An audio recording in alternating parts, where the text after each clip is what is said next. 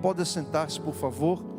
E eu vou pedir para que você abra a sua Bíblia no Evangelho de Jesus segundo Mateus, no seu capítulo 7, a partir do versículo 24. Mateus, Evangelho de Jesus segundo Mateus, no capítulo 7, a partir do versículo 24.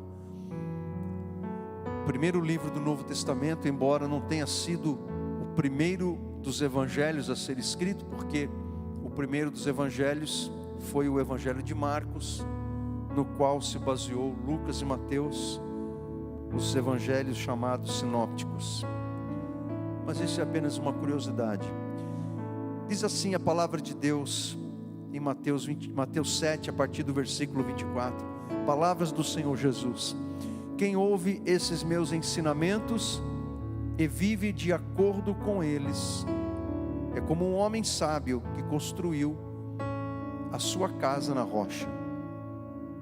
Caiu a chuva, vieram as enchentes, e o vento soprou com força contra aquela casa. Porém ela não caiu, porque havia sido construída na rocha. Quem ouve esses meus ensinamentos e não vive de acordo com eles, é como um homem sem juízo, que construiu a sua casa na areia. Caiu a chuva, vieram as enchentes, e o vento soprou com força contra aquela casa. Ela caiu e ficou totalmente destruída. Palavra de Deus ao nosso coração. Amém, meus irmãos? Esse texto é um texto bem conhecido da gente, e ele é muito significativo, porque ele é a conclusão daquele sermão de Jesus, que nós chamamos de Sermão do Monte, que começa lá no capítulo 5 deste Evangelho de Mateus, até o capítulo 7. Não importa se todos esses ensinos é uma coletânea dos ensinos de Jesus, dos principais ensinos de Jesus, que o Mateus coletou, organizou, e armazenou aqui nesses capítulos iniciais do Evangelho que ele escreveu, ou se esses ensinos foram dados de uma vez só num determinado lugar, como é o que nos parece segundo o texto. Não importa, o que importa é que são os ensinamentos de Jesus muito importantes para a nossa vida. Se você for lá no capítulo 5, não faça isso agora, por favor, faça isso na sua casa, olhe aqui para mim, para que você não perca a atenção. Você vai ver que Jesus, ele fala de coisas muito importantes sobre a nossa vida com Deus, e sobre a nossa vida com o próximo, e sobre a nossa vida conosco mesmo. Jesus vai falar das bem-aventuranças, ele fala do adultério, ele fala do casamento, ele fala do divórcio, ele fala da ansiedade, da preocupação, ele fala de como orar, como dar esmolas, como jejuar. Jesus fala da perseverança na oração. Jesus, ele dá ensinamentos importantíssimos a respeito de como deve viver um discípulo dele, de como deve viver um seguidor, uma seguidora de Jesus, como deve viver aquele que nasceu de novo, que é uma nova criatura, uma nova pessoa. E aí Jesus, no final do seu discurso, ele chega e diz: olha, quem ouve esses meus ensinamentos, os ensinamentos que ele vinha dando desde o capítulo 5, e vive de acordo com eles. Então veja que Jesus, ele vai fazer uma comparação entre os que ouvem esses ensinamentos dele e pratica, com aqueles que ouvem os ensinamentos e não os praticam. Jesus, ele vai usar a metáfora do construtor, ou da casa que tem um determinado fundamento. Então aqui nós observamos algumas coisas que nos chamam a atenção. Nós observamos nessas palavras de Jesus dois tipos de construtores, dois tipos de pessoas, que representam dois tipos de atitudes para com as palavras de Jesus. Nós encontramos duas casas, encontramos dois fundamentos, encontramos o mesmo tipo de tribulação, de adversidade, de problemas, e nós encontramos dois destinos diferentes. Dois destinos diferentes. E eu quero compartilhar com você um pouco de cada uma dessas coisas. Primeiro, Jesus, ele fala daquele que ouve a sua palavra e a cumpre, ou melhor, aquele que ouve a palavra e a cumpre. Ele fala de dois tipos de construtores. O primeiro, aquele que constrói a casa sobre a rocha. Jesus chama essa pessoa, ele compara essa pessoa àquele que ouve a sua palavra e a pratica. Jesus chama esse construtor de um homem sábio, uma pessoa sábia. Você é uma pessoa sábia? A pessoa sábia, pela ótica do Evangelho, é alguém que ouve as palavras de Jesus, as considera e coloca em prática na sua vida. E Jesus compara esta pessoa com aquele que ouve a sua palavra e não a pratica. Jesus chama essa pessoa de um homem sem juízo, ou uma pessoa insensata, ou imprudente, como dizem outras traduções. Você é a pessoa sábia, ou você é a pessoa sem juízo? A pessoa imprudente, a pessoa, como diz o apóstolo Tiago, o irmão de Jesus, na sua epístola, ele diz assim: olha, não sejamos apenas ouvintes da palavra, mas sejamos praticantes dela. Porque se nós ouvirmos a palavra de Deus e não a praticarmos, nós estaremos enganando a nós mesmos. O pior tipo de engano que a gente pode querer tentar fazer é o engano contra nós mesmos. Porque aquele que engana a si mesmo é alguém imprudente, é alguém insensato. Jesus, ele vai falar também de duas casas. Uma casa foi construída sobre a rocha, sobre um firme fundamento. Jesus, ele fala da outra casa que foi construída sobre a areia. Foi construída sobre a areia. Aquele que construiu a casa sobre a rocha foi a pessoa sábia, o prudente construtor. O que construiu a casa sobre a areia foi o construtor imprudente, foi o construtor sem juízo, o construtor insensato. Jesus está usando de uma metáfora. Quando ele fala da casa, ele está falando de uma vida.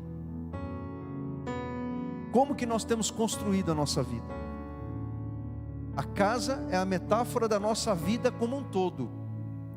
Desde o dia em que você se converteu a Cristo, desde o dia que você se converteu a Jesus, você começou uma construção, uma nova construção. Uma nova construção. Por isso que o apóstolo Paulo fala aos Efésios que nós fomos recriados por Deus em Cristo. Nós somos uma nova criatura, formada por Deus em nós, em Cristo Jesus, a partir daquele dia em que nós nos convertemos, que nós nascemos de novo. Por isso que nós podemos afirmar que eu e você somos uma obra em constante construção, uma obra que Deus está construindo, uma obra que Deus está fazendo em Cristo. E esta obra não é apenas, ela é primeiro uma obra de Deus, mas em cooperação conosco. Como que eu estou cooperando com Deus nesta construção de Deus na minha vida? Quando você vai lá para Tessalonicenses, você vai encontrar um texto que nós gostamos muito. Quando a gente fala assim, quando Paulo fala assim em Tessalonicenses 5, não apagueis o espírito, ou como diz em outra tradução, um outro verbo sinônimo, não extinguais o Espírito Santo que há em vocês. Esse verbo lá no grego, extinguir ou apagar, não significa dar um sumiço no Espírito Santo que está em nós.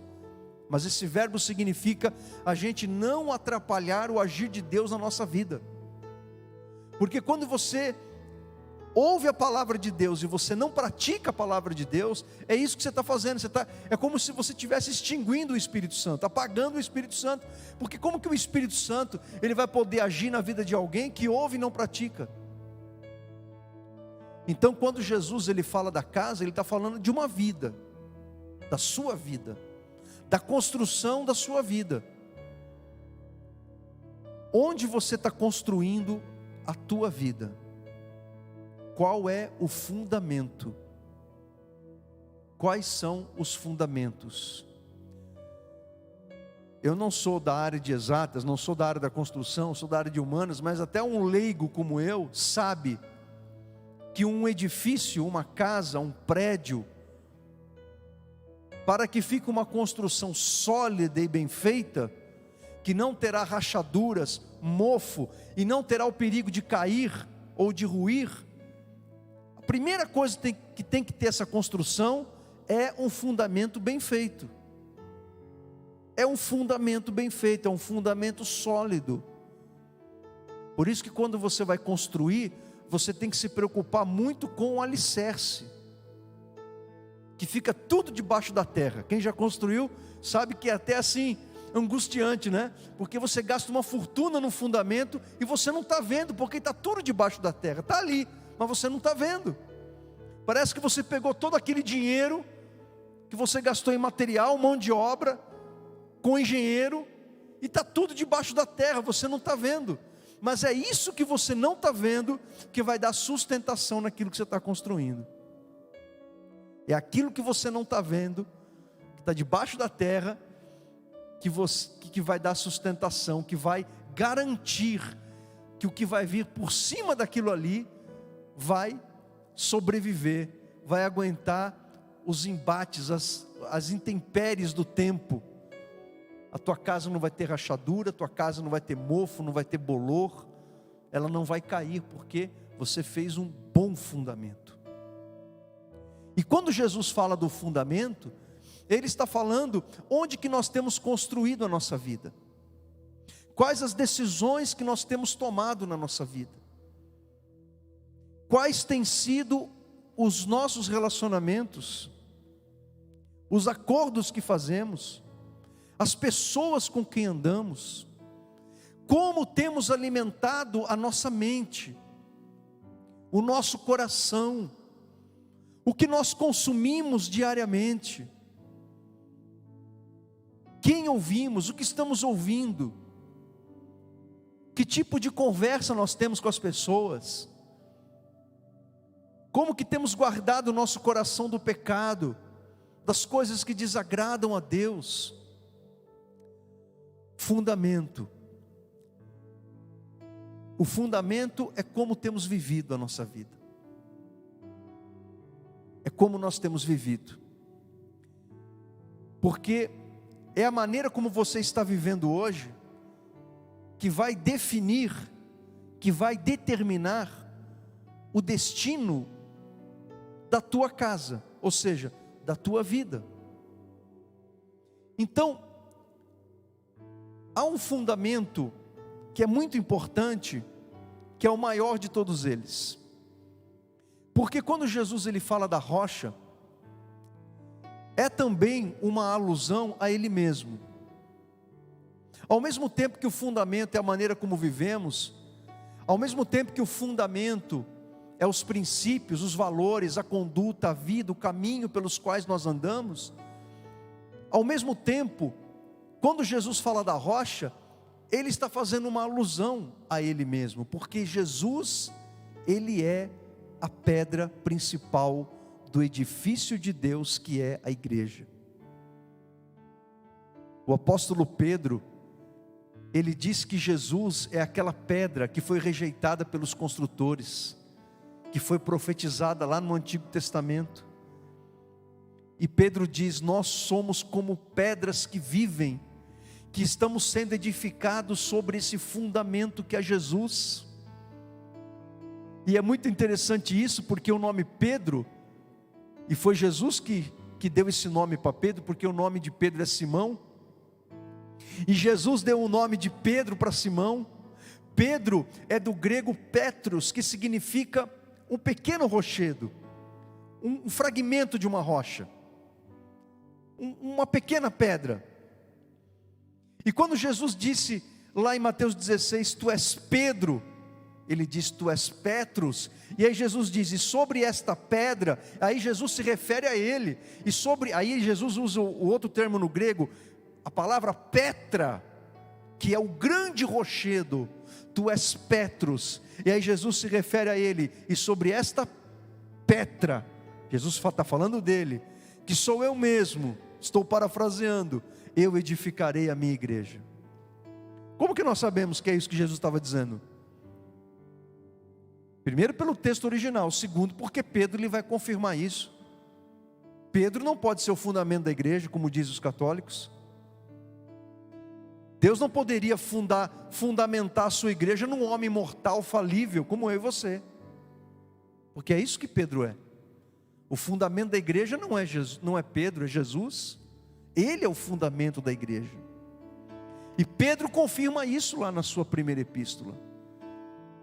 Então, quando Jesus fala do fundamento, Ele também está falando não só de como nós construímos a nossa vida, mas Ele está falando dele mesmo, porque é nele que deve estar fundamentada a nossa vida, a nossa casa, a nossa vida, a nossa história, a nossa biografia, o nosso legado, o que vamos deixar aqui quando partirmos. É sobre Jesus que está fundamentada a sua vida? É sobre Jesus? Você sabe o que vai mostrar se a sua vida está fundamentada sobre Jesus? Sabe o que vai mostrar se a sua vida está fundamentada sobre Jesus? Você sabe o que vai mostrar quais são seus fundamentos? O que vai mostrar onde está sendo construída a sua vida é quando os problemas surgirem, ou quando surgem os problemas, é que nós demonstramos onde está fundamentada a nossa vida. Perceba que Jesus fala de dois homens diferentes, dois construtores diferentes. Jesus fala de duas casas diferentes. Jesus fala de fundamentos diferentes. Ele fala do fundamento de areia, né? A areia é algo que se desfaz facilmente. A areia não tem firmeza. A areia, ela é levada facilmente pelo vento, pela água, se desfaz muito facilmente. Quem já teve a oportunidade de fazer um castelo de areia na praia com os filhos? Você faz aquele castelo, de repente passa um bando de garotos, chuta aquilo ali, ou vem a água do mar, leva embora, facilmente. Porque a areia é assim. O que é um fundamento de areia? Fundamento de areia é uma vida fundada nos princípios humanos, fundada no pecado, nos prazeres mundanos que Deus condena, que Deus desaprova. Um fundamento de areia é aquela pessoa que vive à base da filosofia do Zeca Pagodinho, deixa a vida me levar. Fundamento de areia. Fundamento de areia é aquela casa que é construída sobre a mentira, sobre as mentiras de Satanás. Outro dia eu falei aqui sobre pessoas que seguem. Eu estou falando de crente, estou falando de cristão, gente, que tem signo do zodíaco, que fica lendo horóscopo. Crente que segue horóscopo, que diz que é do signo tal, signo X, signo Y. Será que tem Jesus mesmo como fundamento? Ou o teu fundamento é a Bíblia, ou é o seu mapa astral, irmão. Você tem que decidir por onde que você guia a tua vida. Se é pelo teu mapa astral, pela conjunção de Júpiter com Marte, ou se você guia a tua vida pelo Espírito Santo. E cuidado com o que você ouve por aí, porque a internet tem um monte de lixo a respeito de Deus. Então cuidado com o que você ouve. Cuidado com os influenciadores digitais. Cuidado com os pregadores que você ouve. Ah, mas a pessoa tem não sei quantos mil seguidores, grande coisa. Então, nós temos que ter um fundamento firme, que é Jesus. E não construir a nossa vida num fundamento de areia. Isso é muito interessante, irmãos, porque não basta você vir à igreja. Não basta você ouvir a palavra de Deus. Não basta você orar. Você tem que praticar. Não basta você ter um uniforme de obreiro. Não basta você ter um título de pastor. Não basta você ter uma patente. Não basta você trabalhar bastante na igreja. Você ter, você está ali disponível para trabalhar e fazer a obra de Deus. E as pessoas te aplaudirem por isso. Ok, mas como que está a sua vida? Como que está a sua vida?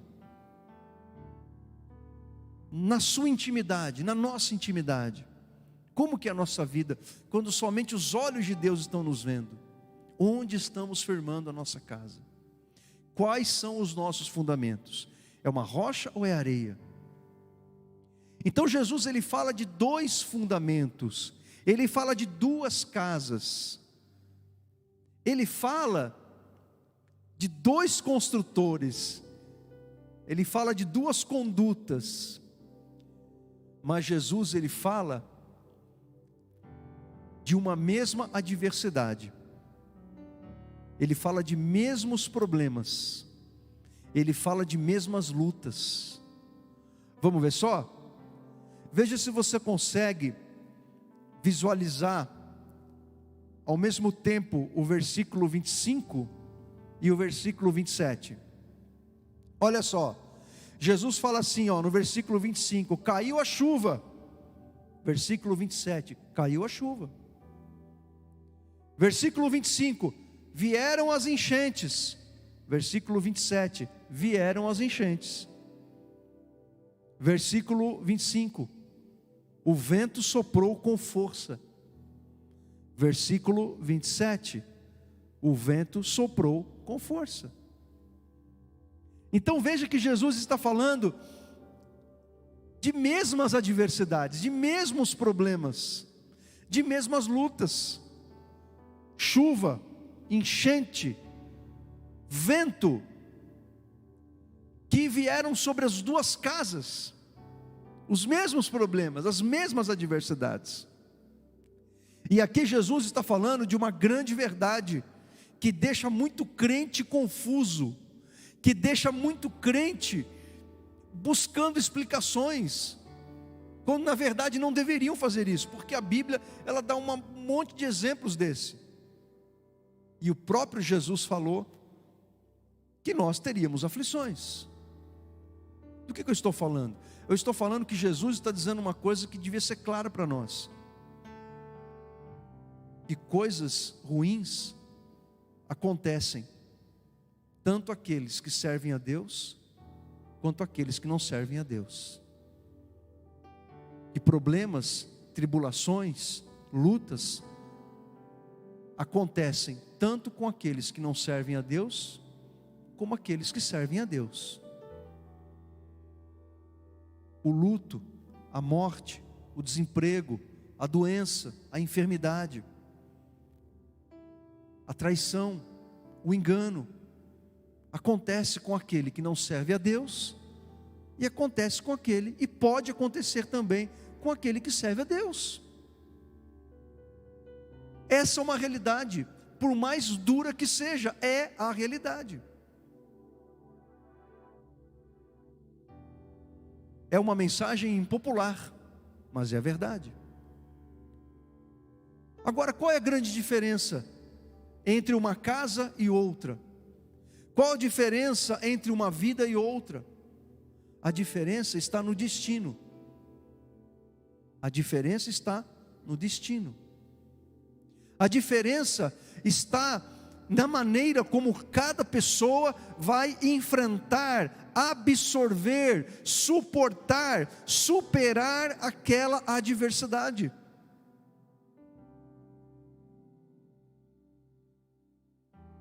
Os crentes, os filhos de Deus, as filhas de Deus, podem enfrentar os mesmos problemas que os não crentes enfrentam,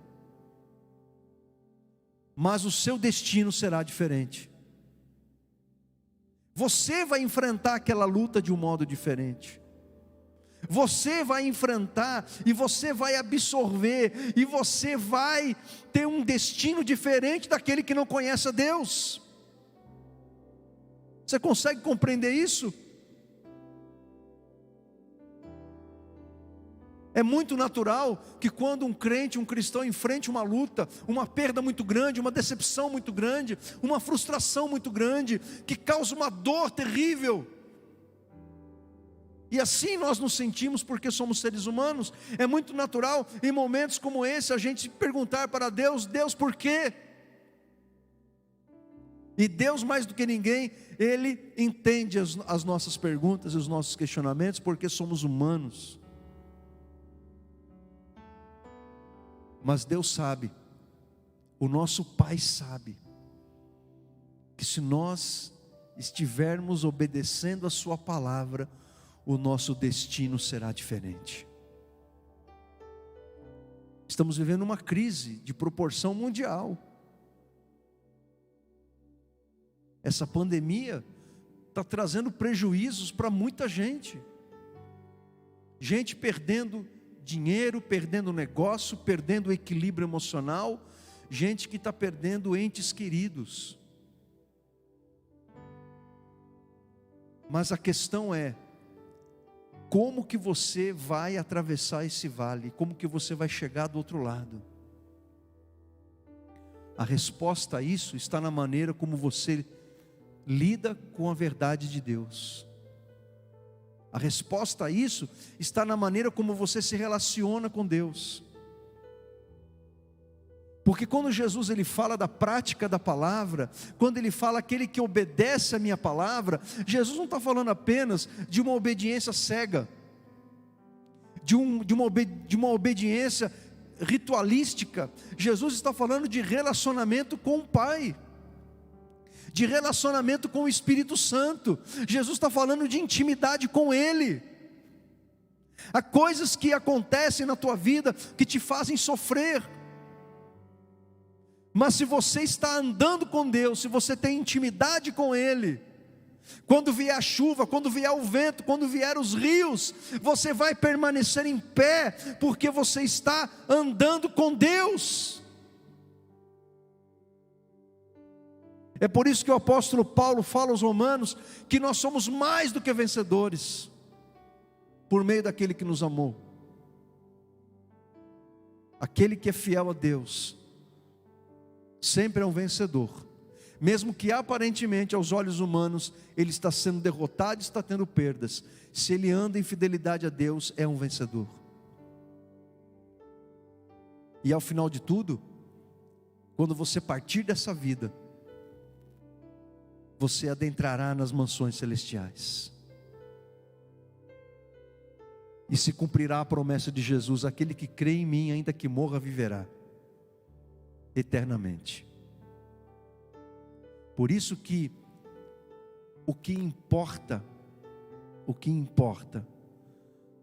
é o seu destino, e o que determina o seu destino é o teu fundamento. Quais têm sido os teus fundamentos?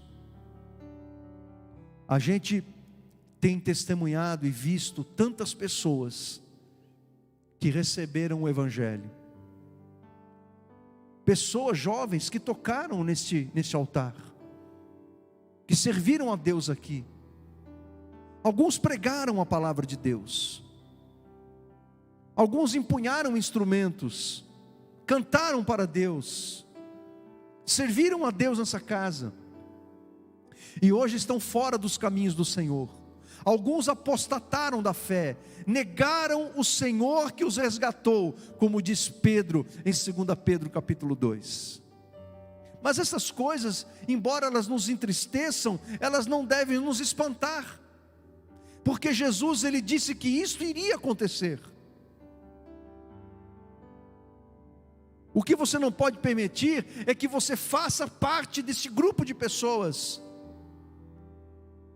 que deixam de construir a sua casa na rocha, trocam a rocha pela areia, pelos princípios, pelas filosofias desse mundo, pela ideologia deste mundo, pelo estilo de vida deste mundo. Quais são os teus fundamentos? O teu fundamento, ele vai definir o teu destino. Ele vai definir o teu destino. Se eu perguntar aqui, nesse momento, para vocês, tem alguém aqui, que neste momento da vida, não está enfrentando nenhum problema? Você não tem nenhum problema, nenhuma questão para resolver. Nesse momento, você não tem nada com que você não precisa se preocupar. Tem alguém? Levante a mão. Alguém? Alguém aqui? Veja como que nós, seres humanos, nós sempre estamos preocupados com alguma coisa. De repente o que está te preocupando é uma coisa do dia a dia, uma coisa corriqueira, uma coisa que você tem aí sob o teu controle, mas de repente aquilo que está te preocupando é uma coisa muito grave. É um problema que que a solução não está em suas mãos. De repente você depende de outras circunstâncias, de outras pessoas, ou de repente o teu problema nem solução tem, você depende do milagre de Deus. Eu não sei como que você vai lidar com essa situação, eu não sei se essa solução será resolvida ou não, eu não sei. Agora, de uma coisa eu sei, que se você estiver ouvindo a palavra de Jesus e obedecendo a Ele, e quando Jesus fala isso, repito, Ele está falando de relacionamento com Deus, intimidade com Deus, vida no Espírito. De uma coisa eu tenho certeza, que a tua casa, a tua vida vai permanecer em pé. Quando você vai no velório de uma família cristã que perdeu um ente querido, que servia a Deus, o que você vai encontrar nesse velório? Você vai encontrar choro, você vai encontrar tristeza, você vai encontrar pranto, você vai encontrar saudade, você vai encontrar tudo isso, e é normal, porque é o momento de chorar, é o momento de prantear, mas você não vai ouvir e você não vai ver desespero. Sabe aquela coisa da pessoa se lançar em cima do caixão e dizer: leva, eu quero ir com você, e desarruma o caixão, desarruma o morto, desarruma as flores, desespero, às vezes a dor no coração de não ter feito em vida para a pessoa, quando a pessoa estava viva, situações não resolvidas, que agora não tem como resolver mais, aquele desespero que abate as pessoas que não têm a esperança que nós temos. O exemplo do velório é um exemplo perfeito de quando a tempestade está batendo na nossa casa, como que nós reagimos, como que nós procedemos, quando enfrentamos, como diz Paulo, o dia mau.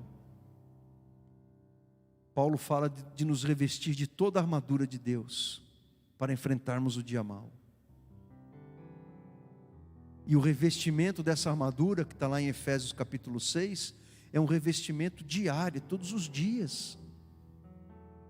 Porque quando chegar o dia mau, a gente vai estar preparado, seremos como a casa construída sobre a rocha.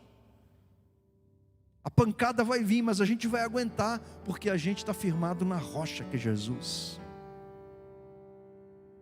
E o nosso destino será um destino de vitória, um destino de bênção.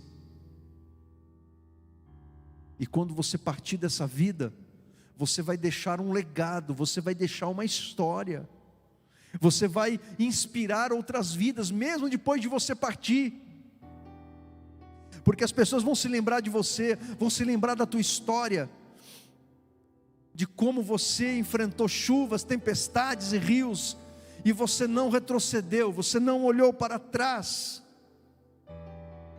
Vão se lembrar sim das tuas lágrimas, mas vão se lembrar que as tuas lágrimas eram lágrimas que caíam com fé e esperança num Deus vivo e poderoso. Qual é o destino que você está e quer dar para a sua vida?